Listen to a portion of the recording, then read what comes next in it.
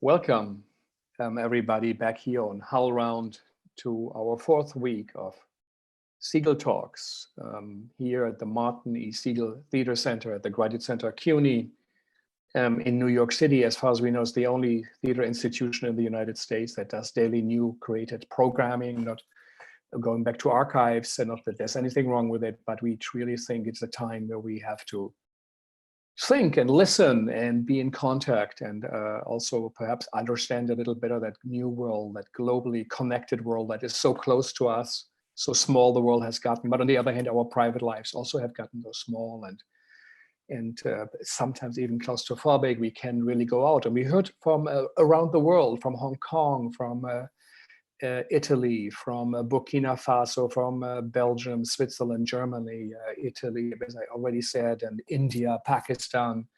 And we had very, very significant, I think, things to listen to from artists. Artists are the one who are on the right side of social justice, on the right side of the progress of history, and their evaluations over centuries have been the right ones most of the time. And I think the current crisis we live on in the tragic time, as Mila Rouse said, we hear, or Richard Schechner yesterday says, actually, it's a farcical time. I wish we had leaders like in the great tragedies.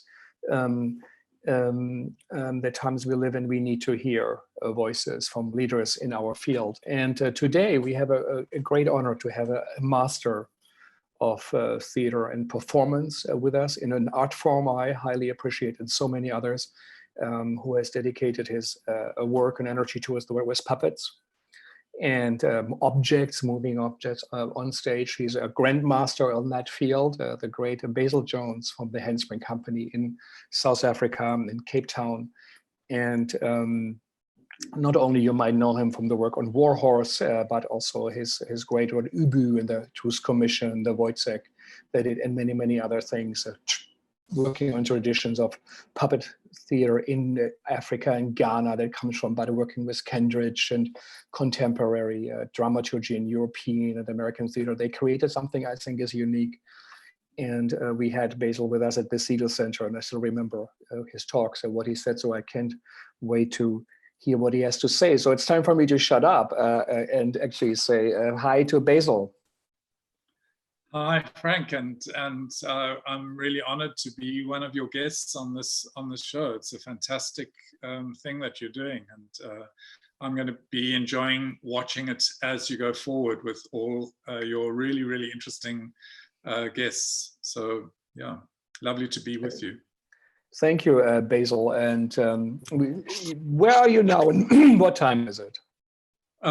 It's 6 p.m. in Cape Town. I live in Cork Bay, which is about half an hour drive from the center of Cape Town. It's a little fishing village. It's a pretty special place in that it was one of the few places where apartheid kind of failed in the apartheid period in South Africa. We have a fishing community here, and they tried to relocate them during the apartheid period and failed because really fishermen go out at 4 o'clock in the morning. If they had to travel 2 hours to get here, they'd have to get up at 2 o'clock in the morning. So it was really ridiculous to more than ridiculous to relocate the local fishing population. So they stayed. And so unlike many, many other towns around South Africa, we don't have the kind of separation that is a spatial separation legacy of apartheid, which happens everywhere else in South, well, not everywhere else, but in many other places in South Africa. Black and white or colored and white are separated because of the apartheid period and haven't yet reintegrated. Not to say that this is a completely reintegrated village, but it is true to say that many of the people who have been here for 5 or 6 generations are still around, and that's a really special part of why we live here. That sounds like truly a unique place, and most probably you say bay, close to the ocean. Yeah. So how is it? How is the mood in the in your fishing village, but also on Cape Town from your friends? What's going on in South Africa? Well, it's very quiet. We started lockdown early. We've been very successful with lockdown, actually. We don't have many. We don't have many cases. We don't have many deaths. I think the last I heard, we had about 50 deaths in the whole country. Obviously, that's got to do with testing as well. But generally, we really locked down early. Ramaphosa, our president, has been very presidential, shown some really good leadership. And our health minister, Zweli Mkhize, has also been really, really good. So we're giving the hospitals a time to acclimatize to emergency and get used to the whole treatment regime. But what is difficult is that if you're in a township, you quite often living 4 in a room, maybe even 6 in a room. It's really hard to practice social distancing. And a lot of people, many thousands of people in South Africa, rely on going out every day to work and to earn a living. Just what we call spaza shop owners, people who sell vegetables or cigarettes or whatever. All that is closed down. The only thing that's open at the moment is pharmacies and supermarkets. And you're not allowed to go to a supermarket that's further than the closest one to you. So, and then really, really major, which is unusual, I think, I haven't heard it happening anywhere else in the world. All our liquor outlets and our cigarette outlets are closed. So for 3 weeks now, it's not been possible to buy any alcohol or any cigarettes. So even if you go to a supermarket, you cannot buy cigarettes. There's no outlets for that. And it's obviously because of things like domestic violence in small, if everyone's living together and people are drinking too much, it can be really, really dangerous. We've got a lot of spousal abuse in South Africa, unfortunately.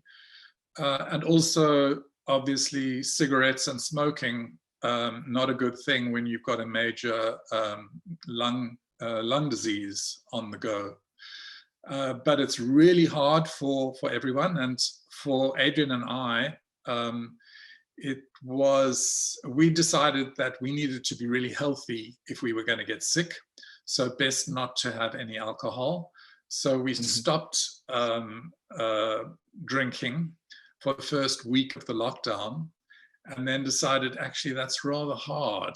And so, but we hadn't stocked up. And the result is that we have 4 bottles of wine left for the rest of the lockdown, which is probably at the earliest going to stop at the beginning of May. So that's a bit tough. But the main problem that we have is feeding people who have run out of money. And last night, President Ramaphosa announced a massive 500 billion rand program to do food packages, to support the unemployment insurance program, and many, many other things to try to grapple with the problem of feeding our country. But the bottom line is we started early, and we feel at the moment that the president is leading us pretty well. That's such a contrast to, if I remember right, to the AIDS crisis, where South Africa for a while was known for ignoring or openly denying. Yeah. Is that a result out of that? We are so grateful that Zuma is no longer president of the country, and Ramaphosa he was a billionaire business person before he became president. He was kind of originally the person earmarked by Nelson Mandela to take over from him, I think, but that didn't happen. But he's run big businesses, and that's a fairly useful thing, I think, for running countries. And he's very measured. He's got a massive task on his hands, but so far he's doing extremely well. Wow, these are truly encouraging news to hear compared to many also devastating reports we hear from India, Pakistan, from America, especially a country one would expect to hear the good news you are just reporting. It seems to be we live in opposite world at the moment for so many of us. And Richard Schechner yesterday did say at the moment it sounds like, and he quoted a friend, there's a nuclear fusion in a reactor, the roof is blown open, and we all watch with on live on the internet. Before we might not have known fully about outbreaks, but now everything is so connected, and we look a bit with horror and sorrow in it. Your work in theater as part of a social justice has been significant in South Africa. You have seen your country change. Do you feel the moment is some kind of a watermark too? Is something changing in the country again? It's hard to see beyond now.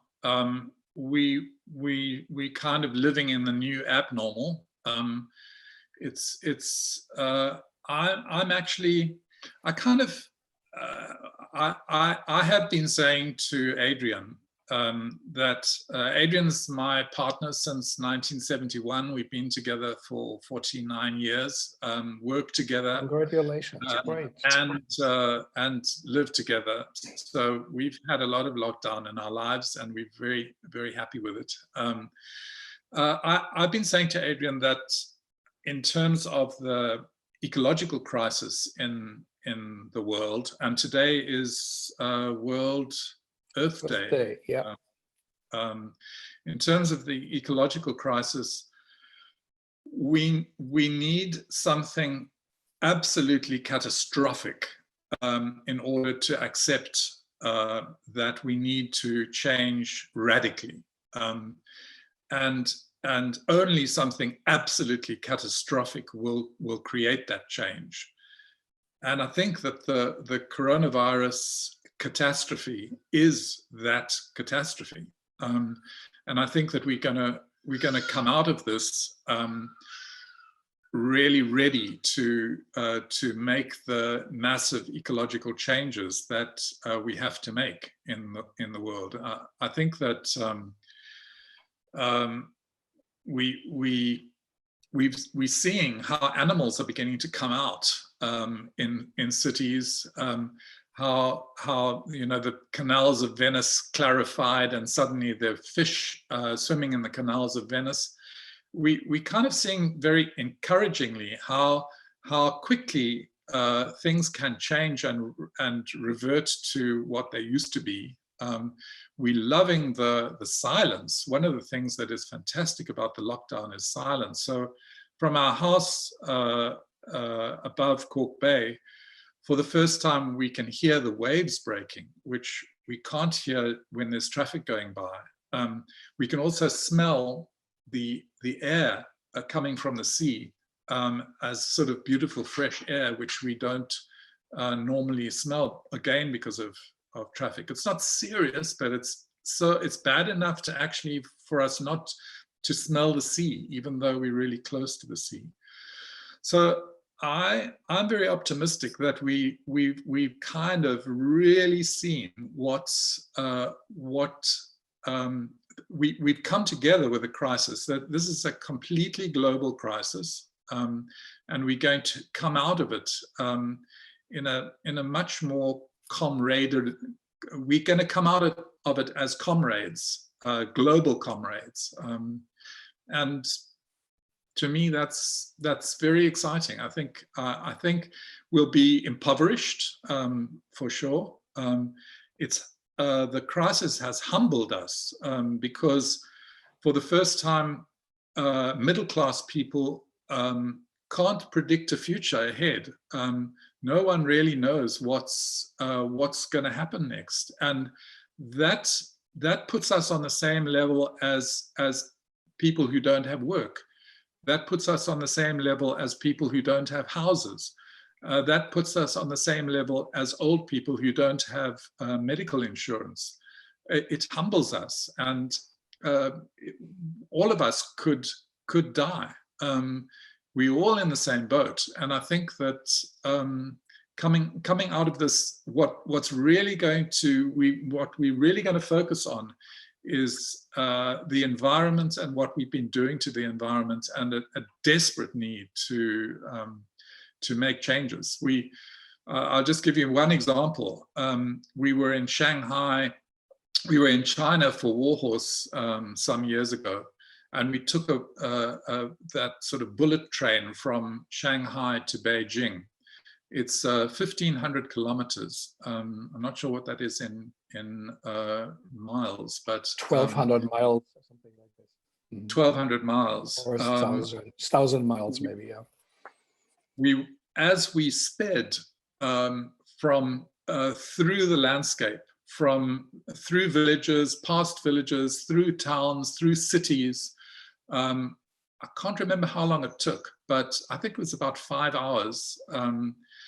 We never left heavy pollution through all parts of that 1,500 kilometers. We were in pollution right throughout. I mean, very tangible pollution, and you know, that's really what we dealing with. And I believe that coming through this, we'll be ready to tackle it.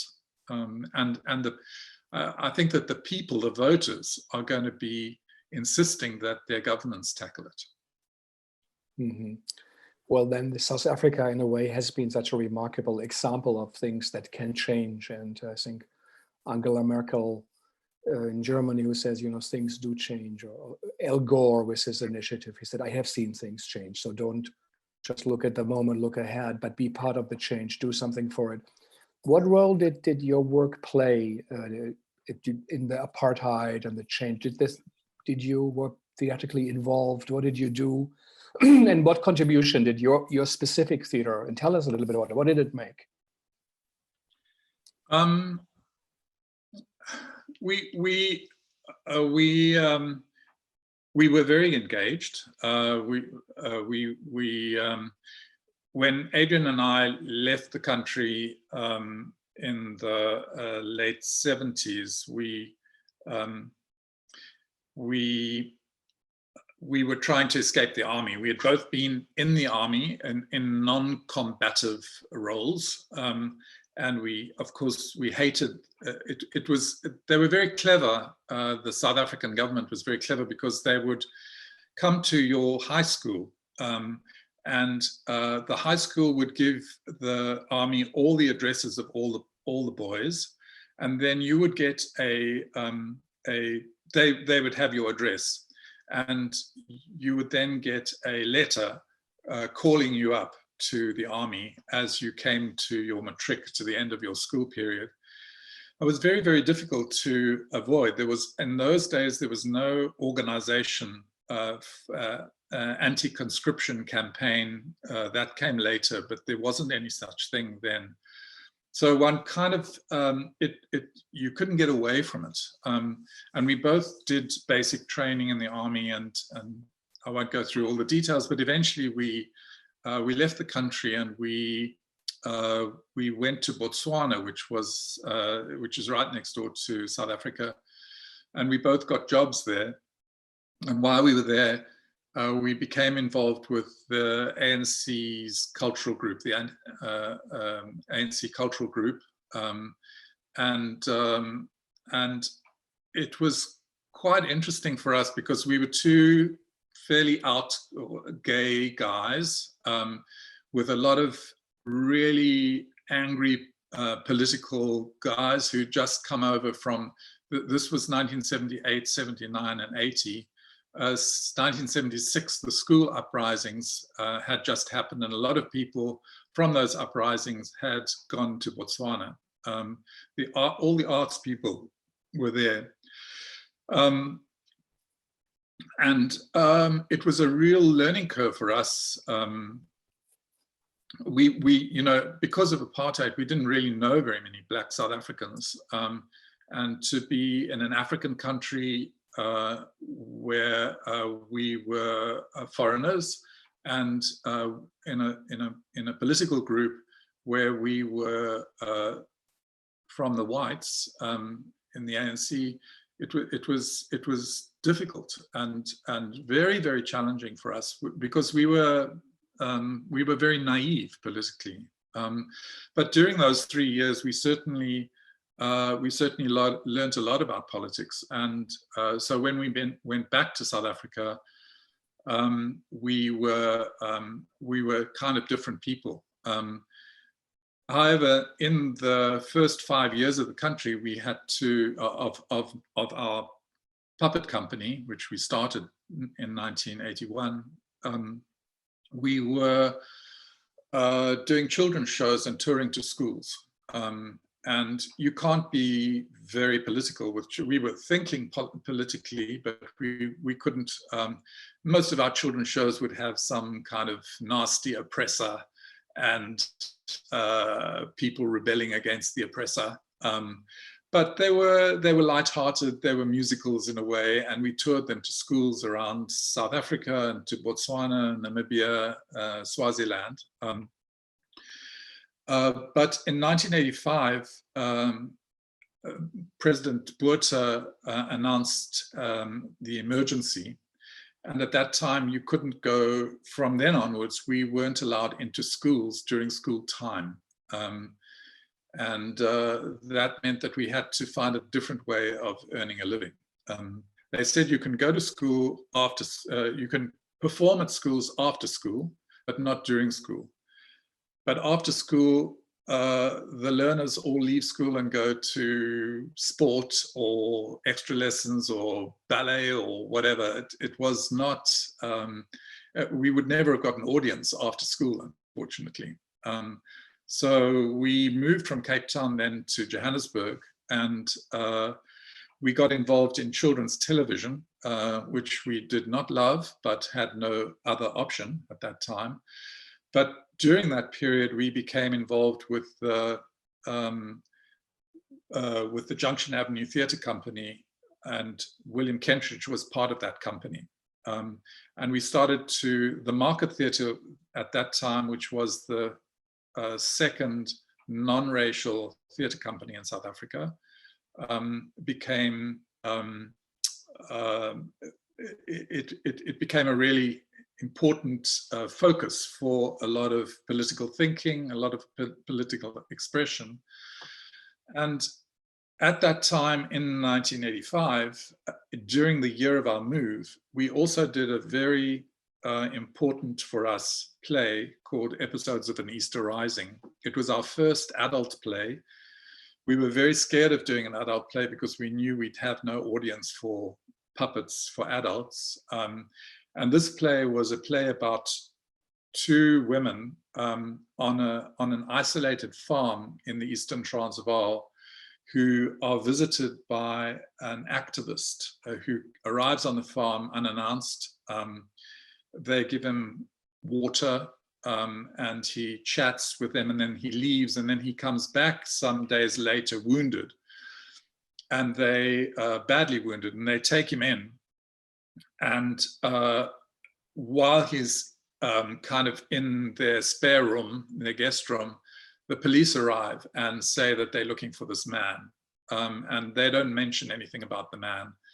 And I won't go into the rest of the play, but what struck us about it, it was actually a radio play that we turned into a puppet play.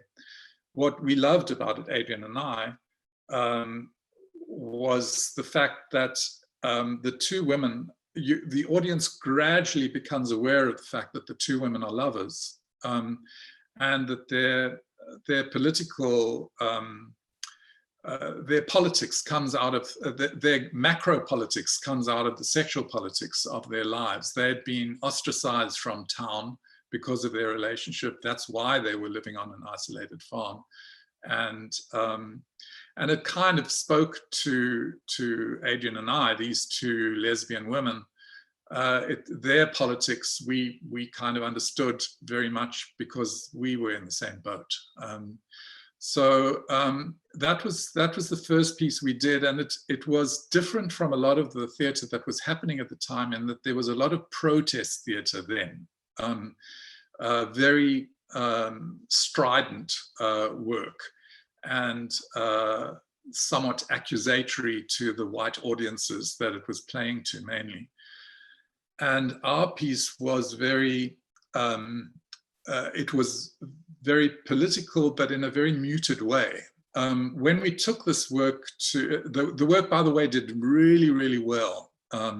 First at the Market Theatre and then at the National Arts Festival in Grahamstown, where it was such a hit that people who couldn't get tickets sat in the corridor outside the theatre just listening to the dialogue. And when we took it to, friends of ours helped us take the show to France, to an international theatre festival there, a puppet theatre festival. And when we played it, we had only one performance because they felt we were, being a South African show, there was a cultural boycott at that time. And in fact, we were part of the ANC cultural group, should have been supporting the cultural boycott, but we didn't actually believe in the cultural boycott for left-wing people. We didn't believe in isolating the left internationally. I think we have lost Basil. Can you hear me? Well, I say, Basil, we just, can you hear me, Basil? Yeah. I think we just lost you. Oh, yeah. Yeah, but just after you said that you only had one spot, that also the video is a bit, it stops once in a while, but maybe one in the moment you try to reconnect or something, but I think we can hear you. So say again, so you only had one spot. We did one performance, but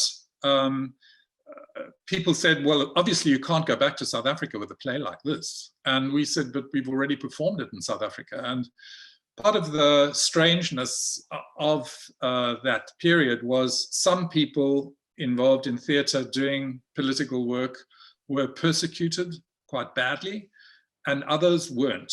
And we were fortunate in that we were not really persecuted by the government. And after that piece, we did a number of pieces. All of them were not stridently political, but were political nevertheless. So it was slightly, I don't know how to describe it really.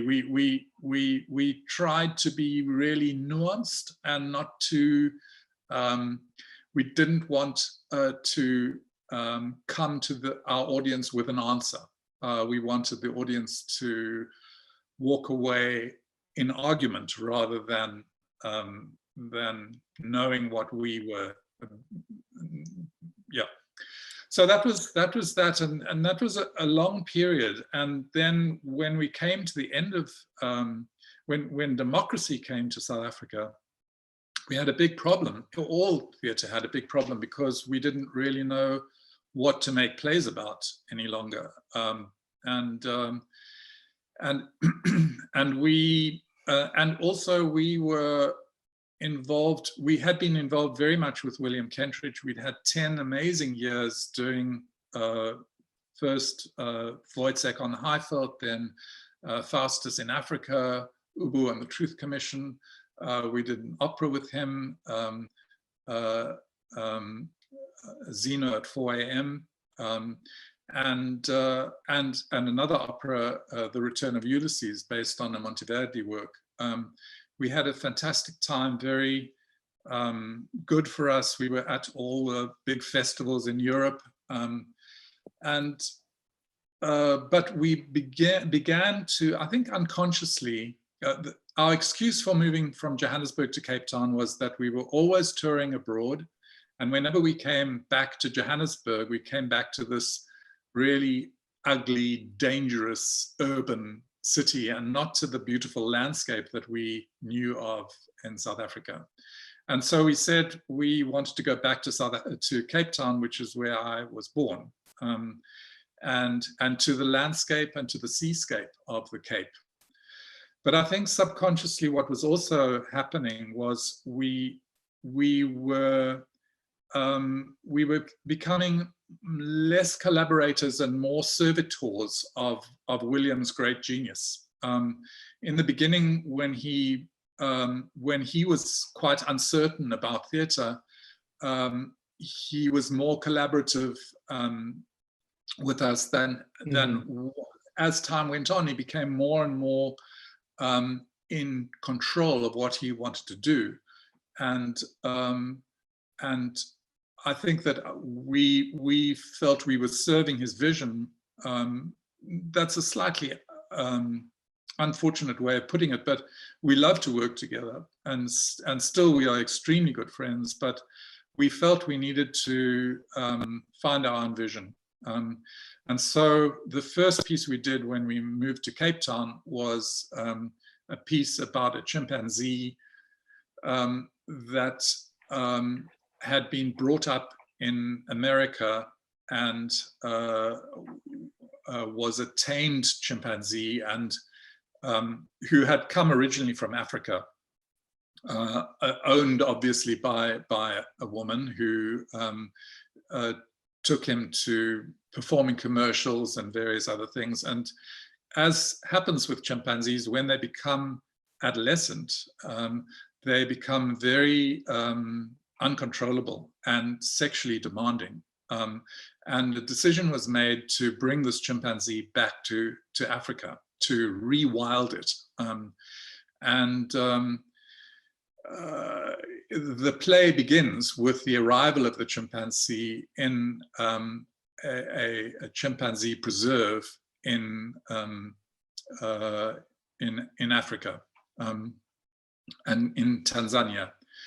And the whole play happens in this reserve. It was a play that was centered on an animal, and this animal actually was an animal who had been taught human sign language. So we had a signing chimpanzee, which was quite a big challenge for Adrian to make. And after that, we did another play about a giraffe. And then after that, we did another play about horses. And now we've got plays about elephants and wolves in the pipeline. And we kind of realized that without really knowing what we were doing, we were making theatre where an animal, as an animal, was in the center of a piece of theatre. And we realized, looking around, that no one else had ever done that before. We realized that puppetry is actually the ideal medium for doing that, because you can't really perform an animal as people, although obviously that does happen. But generally in theatre, what's happened at the moment, up to now, is that animals do appear in theatre, but never in the center of the piece of theatre. The chimp in the chimp piece, which was called the Chimp Project, the chimpanzee was the central character. And in the Tall Horse, which was the next project we did with a giraffe, the giraffe was the central character. It was given by the Pasha of Egypt to the King of France in 1827 as a bribe to try to get France to not interfere with the attack on Greece. But because Greece was a Christian country, France didn't go along with that. But the giraffe was used as a bribe and is the center of this piece. And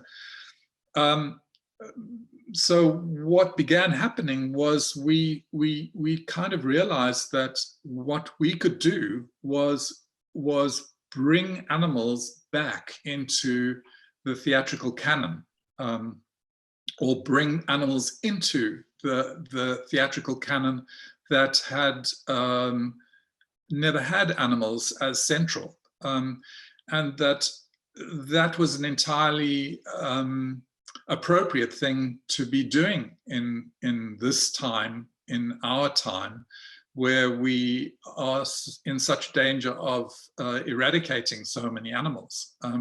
So it seems to be the right kind of theatre to be making. And if our theatre has any politics, it's a kind of an animal politics, where reflecting on what we're looking at today, we would maybe provocatively be saying, well, the real virus on this planet is humanity, and humanity's insistence that they are at the top of a pyramid. And we're kind of sort of saying that we need to think of animals as part of who we are and part of our theatrical lives. So that's kind of an important part of what we're doing and how we see ourselves. Yeah, I do remember, if I remember right, your slight disappointment that the war horse story actually did not look like in the original novel through the eyes of the horse at the war, but then once again through a little boy who grows up. But that what for you was important to have that on your mind.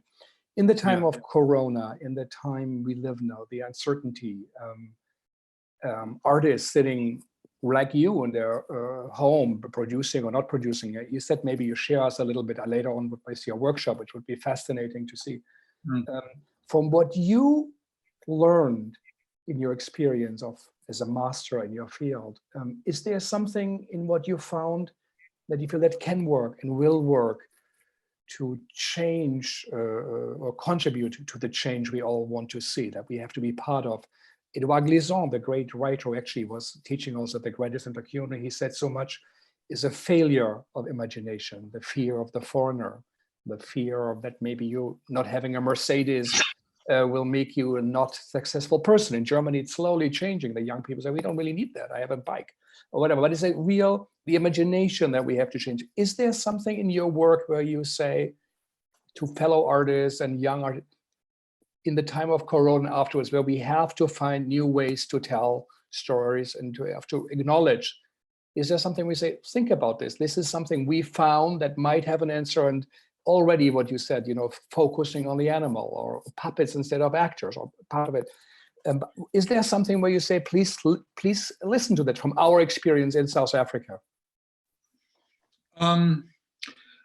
I think it's too early to answer that question.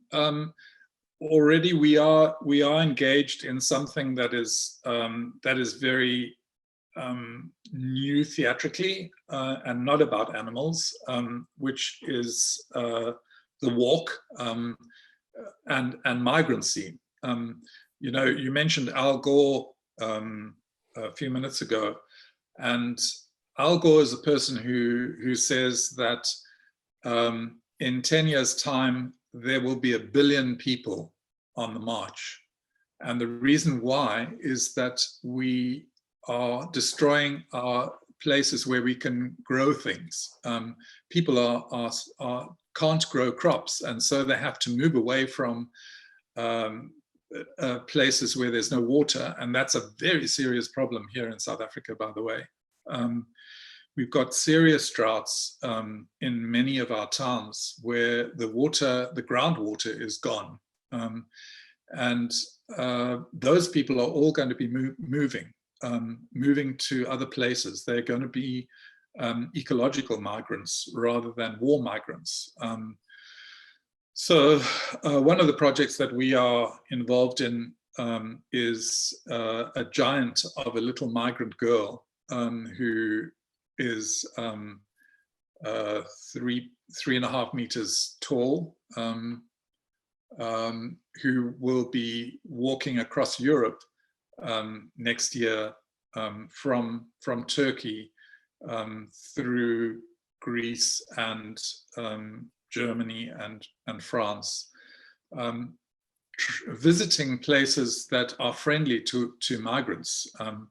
And this is it's suddenly become really problematic, because migrancy is going to be even more difficult in the time after Corona. But it's not going to go away, unfortunately. So we are the company that is behind this, called Good Chance, who did that wonderful piece of theatre that started in the in Calais, but also played in London and has since gone, called The Jungle, gone to New York and elsewhere. I saw that. Yeah. Good Chance is the name of the company, and they are at the moment visiting many sites throughout Europe where migrants are, or migrants are welcome or will be welcomed.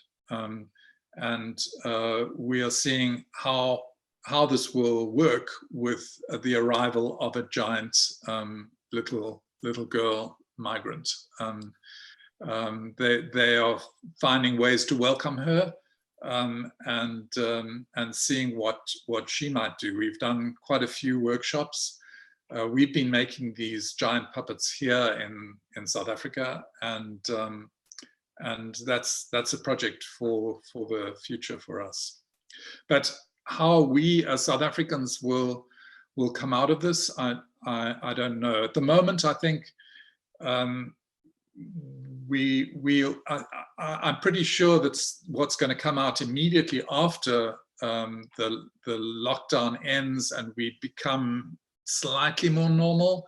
They're probably going to be humorous stories of people living through lockdown, satirical stories of the lockdown experience. And then after that, when people can bear it, there'll be probably tragedies of theatrical tragedies about the coronavirus period. And way beyond that, I don't know. I think we've still got to get through those two theatrical periods before we start to look beyond it. It's a little bit like South Africa during the apartheid period. At that time, all we could think of was getting rid of apartheid. And we did that through Peter Dirk Ace, for instance, was the great satirist. He did fantastic satires of the apartheid period. And then there were other people who did tragedies of that apartheid had created. So I think theatrically, we're going to go through those two periods before we can start thinking beyond that. And I think that I predict that beyond that, we'll be thinking about the environment and making plays about the global environment and how we come to terms with stopping anything like coronavirus happening again, although of course we can't. But it's interesting that serious work, all work, of course, is serious with puppets, whether it's the Karagas play or Punch and Judy or Italian puppet plays or marionettes. But the serious work which you pioneered, that came out of South Africa during the apartheid, where perhaps looking at an animated piece of material of wood, where it's not really a woman, not a man, it doesn't have a religion, so it created an opening in the mind for people, and it's something that I think is something for everybody to think about in that new form of theater. We are looking for that. This is something that is also in a good way a popular theater, a theater that appeals to the people, and as we say, entertains the drunk, but looks back and at the moment where we are in and forward. So I think you really found something serious there that we all should look at in even more as a way of integrating what often people think at the margins, which is not really is.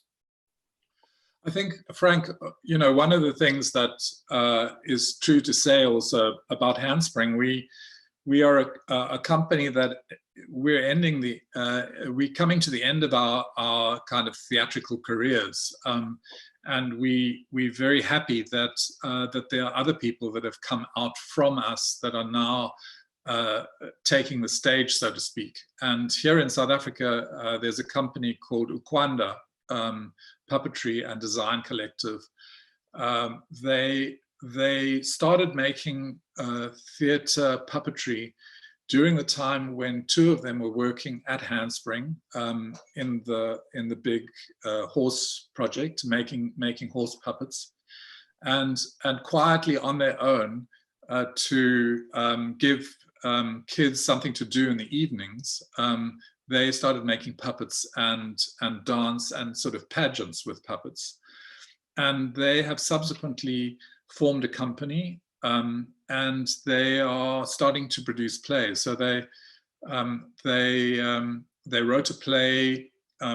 Luyanda, whose son was very, very ill, he used to go and visit his son in hospital every weekend and sit with him for hours and hours. And he, during that time, wrote a play called Gawe, which they did as a company of four and took it to the National Arts Festival, got a Silver Ovation Award there for their first play. They've now done another play, and they are currently doing a coronavirus sort of series in lockdown in their apartment, or not apartment, in their house. So they are, in fact, they were in Germany when this whole coronavirus thing struck. They were about to start rehearsing a play about water in Germany, in Augsburg. You probably know Augsburg is very famous as an ancient place of invention when it comes to water reticulation. And birthplace of Brecht. Oh, really? I didn't know that. Mm-hmm. So they were in Augsburg when this all happened, and they had to come back from Augsburg, go into quarantine, and in quarantine and now in lockdown. They've been 38 days in lockdown. This company, living in a house that we bought for them after a tragedy that happened. One of their company was murdered in the townships. So they're doing stuff, and there are lots of upcoming puppet companies, not only in South Africa but abroad, that are carrying on from where we haven't left off yet. We've got 4 quite big productions still upcoming before we say sayonara. Mm-hmm.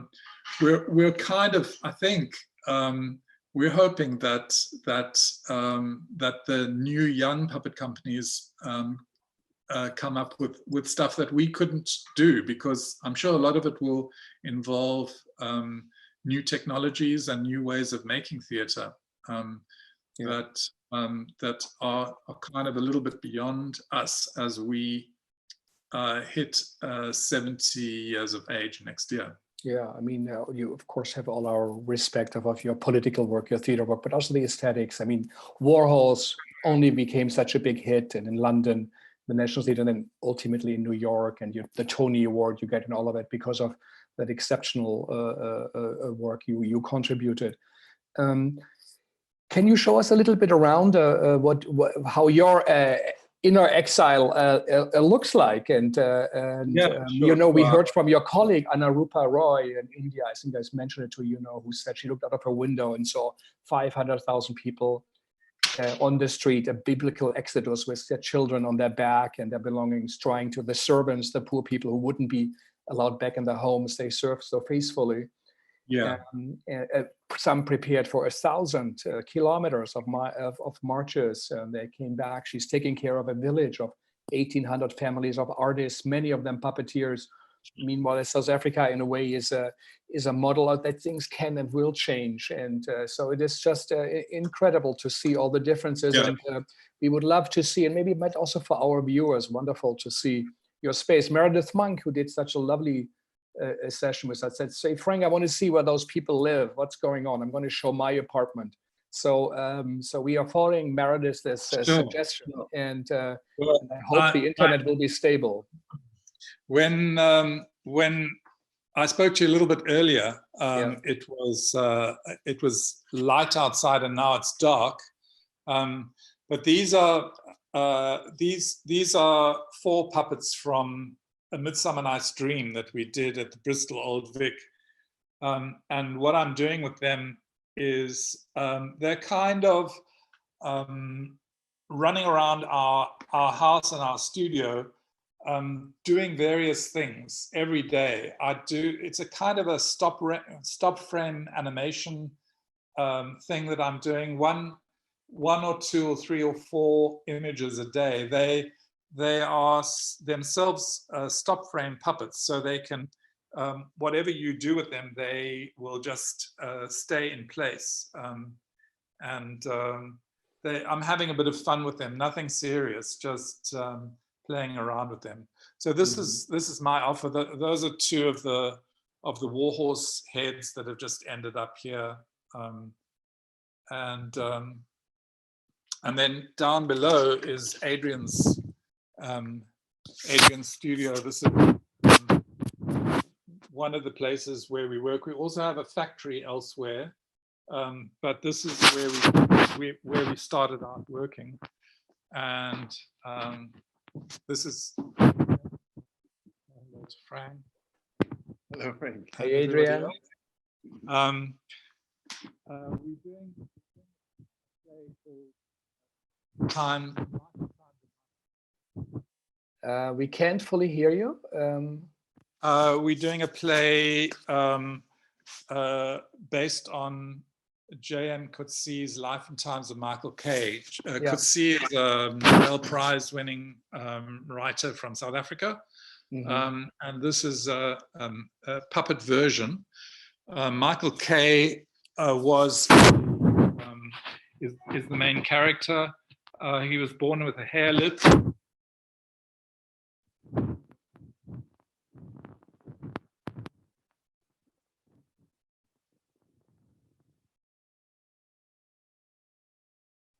Yeah, we lost them. If you can hear me, I think this is the goat. This is the goat that is very much part of the play.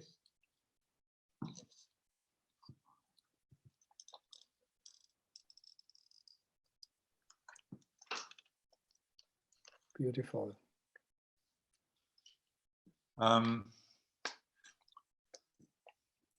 And this is and his mother. He is a teenager, yeah. And this is an image of the person that we believe Michael Kay was based on, who was the first farm murderer in South Africa. I don't know if Coetzee would agree. This is a drawing, a design Adrian is doing for. He is a baby, yeah. Kay as a child. This is Michael Kay as an 8-year-old. And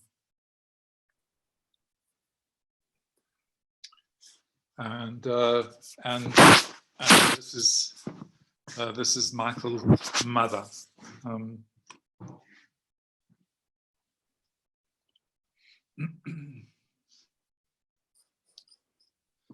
So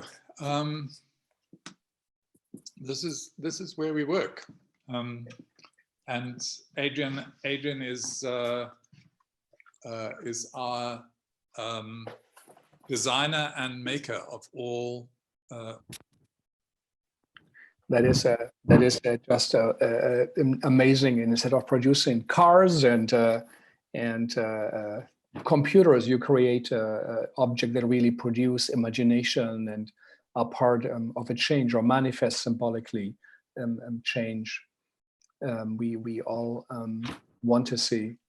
And can you hear me still, Basil? Yes, I can. Yeah, you can. And it's interesting that Meredith Monk showed us her room. She sleeps in her rehearsal room. You live where you create your work. So like artists, you know, are so close that life in art is actually connected, that you do home cooking. Richard said yesterday, you know, I started out cooking in Provincetown, and then I said my company is just home cooking. I'm back to cooking also now, but in a way that what many artists mention, we will maybe go back to living rooms. We will show the world where we are in, this is our world, and then share it. And so it's kind of a return to origins, perhaps, when you guys started out in Botswana in the work. What is, and we always do say that, what are you reading at the moment? Are you listening to music? Is there something that is inspiring for you in this time, something you rediscovered? Well, I'm reading a John Coetzee novel, the earlier life of Jesus, which is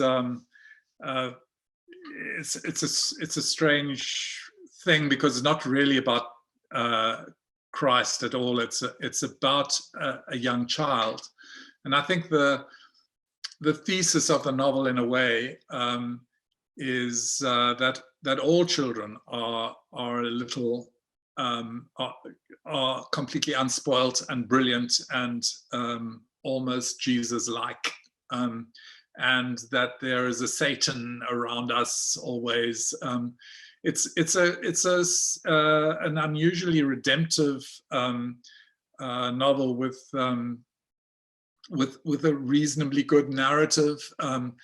It's not as dry as much of Coetzee's work, and I'm enjoying it very much. And I'm very eclectic in what I read. So I've just finished a book on Byron called Lord Byron Accounts Rendered. It's a book that I picked up from a friend. It's about all the accounting slips and basically financial documents that relate to Byron, and what they show about who he really was. A lot of people have talked about Byron as being very difficult with money, and in fact he was incredibly generous. And this book, through for the first time dealing with the actual documents of how the money was spent, shows this.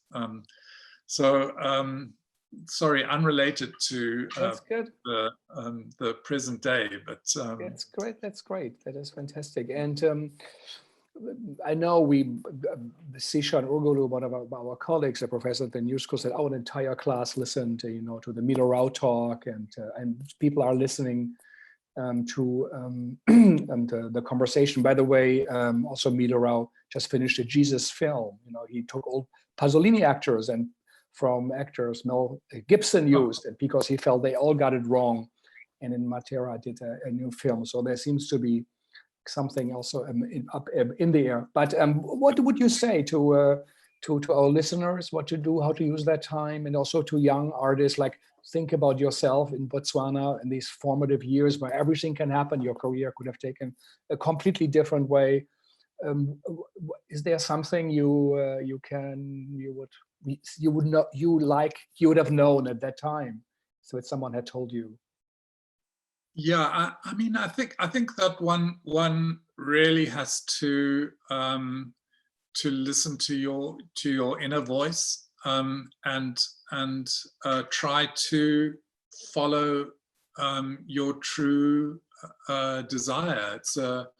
It's a hard thing to do because, for instance, I spent 2 years at university trying to become a lawyer because that's what my family wanted me to do, and no one believed in my becoming a theatre person or an art person, and yet I kind of eventually did, and thank goodness I did, because I wouldn't have been a very good lawyer at all. And so you've got to try to hear yourself. And we're doing a bit of yoga at the moment, and at the end of the yoga we have a wonderful relaxation moment when you can really just feel your body and your breath. Breath is always extremely important for all our work with puppetry, because that is how you give life to an object, through breath. And it's that listening to yourself that I think is the most important thing to lead you into areas, uncharted areas that society wouldn't imagine for you. It's only from you that those things can come. But quite often, with the animal focus of our work, for instance, these things are only really apparent in retrospect. We didn't plan to make animal-centered puppetry, but looking back over 3 productions, we were able to say, oh, actually, all 3 of those productions were focused on animals. Maybe that's what we're doing. So it's, I think,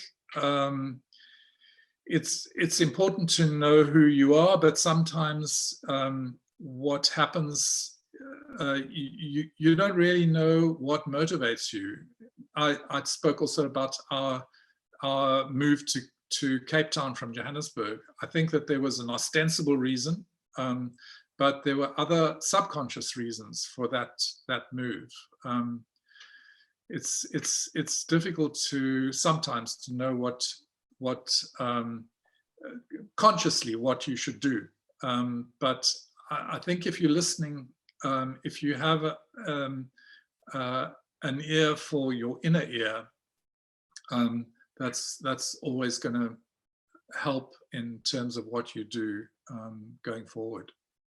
Yes, thank you. Really, really, thank you so much for sharing. And surprising to hear from South Africa that things somehow seem to be in some way working out, a country that went through tremendous change, and in a way symbolically says if it's possible there, it should be possible for the world, and theater has played a role, and your great contribution and the discoveries you made because of the place you were in, the kind of locally working but globally thinking the dramaturgy of it, and the puppets who in a way you're like the early robots, what you say, the people are now discovering new things, but it's a very old craft going back, as you also mentioned at the Segal, to the Kleist and the marionette theater, the old ideas. So that was fascinating, and hopefully we will hear more from South Africa. Maybe we go back to the company that is producing the Corona puppetry work in the house. And thank you so much. And again, thanks also to our listeners for taking the time. I know it's a very busy time, strangely enough, many calls and mails and things. We keep ourselves busy. Lucia Calamari said, the playwright from Italy, all day she's just moving objects and has a hard time writing, maybe 2 or 3 hours she can do her work. And so listening to us is important. We need great theater, great performances. We need great audiences. And in a way, the same way as artists work through things and change things, of course, it's important for you to take that up and apply it for your own life and for the communities you are in. Tomorrow we will hear from France, Segal, and Karen Anne will talk to us from Rennes. They have in France, they have an idea of how to deal with what they do at the moment there. The great Guillermo Calderon, who comes from Chile, who also as a young adolescent was on the brisk of seeing the big change that happened there, and does a very political theater, but also very significant theater as a writer and a director. Next week we will have the great Rimini Protocol from Germany. Peter Sellers will be with us, Guy Regi Jr. from Haiti, Jalila Bakar from Tunisia. And so I think it will be, again, a kaleidoscope of puzzle pieces we try to put together in our mind to form something that actually is unknown. We all don't know what will happen, and we ask questions, and hopefully better questions that come out of it. Again, thank you so much, and you and Michael, and for sharing your work. It means a lot to all of us, and I hope you will all come. And I still haven't seen Ubu in the Truth Commission. That's one of my great regrets. I heard once it was done in Los Angeles, but I heard it too late, and I would have flown there to see it. So I hope our paths will meet again. And to all our listeners, thank you so very much. Again, also next week, Oscar Eustace from the Great Public Theater will be part of the series, and talking to Tony Torn, who runs a 20-person theater, 30% in his tiny home, which he inherited from his father. So we have two theater makers to hear also a bit about it, is what's going on in the New York theater scene. So thank you again. Thanks for Halron, Thea, VJ, and the Segal team, Mace and Young, and great Jackie. So thank you all, and good luck, Basil. And I wholly hope to see your work and see you again. Bye-bye. Thank you. Thank you so much. Thank you. Bye.